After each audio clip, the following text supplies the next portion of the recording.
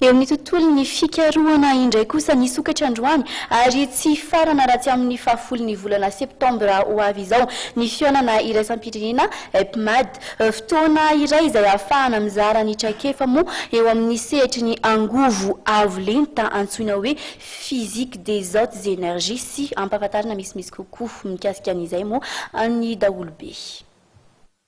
Andiany fahenina amin'ny fionana iraisam-pirenena HEPMAD no tanterahana manomboka androany etsy amin'ny ministeran'ny raharaham-bahiny Anosy ary tsy farana raha tsy ny 10 septambra ho avy izao izany. Dia ny tanjona moa zany dia mba halalantsika malagasy hoe inona ny fikarohana nataon'ilay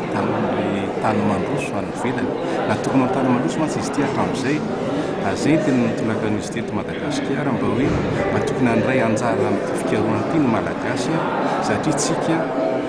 mahavita tokony havita ny fikarohana io. Ny tanjona raha ny voalaza dia ny ampandrosoan'i Madagasikara amin'ny sehatry ny fikarohana. Pikaroka avy amin'ny firenena 12 moa no mifampizara-traikefa mandritra ity hetsika ity. Voalaza fa samihafa ny haute énergie sy ny énergie nucléaire satria dia avo lenta kokoa izany haute énergie izany ary ampiasaina foana. Io recherche io zany tsy hoe recherche appliquée ohatra hoe andràna izy natao dia rapitsiny dia azo vokatra recherche fondamentale izy à long terme. Ka io valo fikarohana io indirectement ampiasaintsika foana ohatra zao no manana an'ity téléphone portable aty.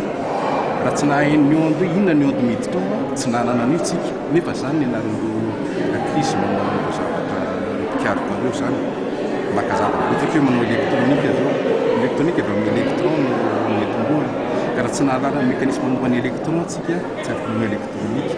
dia no hitan'ny loakisy olona manahiky eo koa zany tsy ny électron ihany koa ny particule kely fa misy famille izy io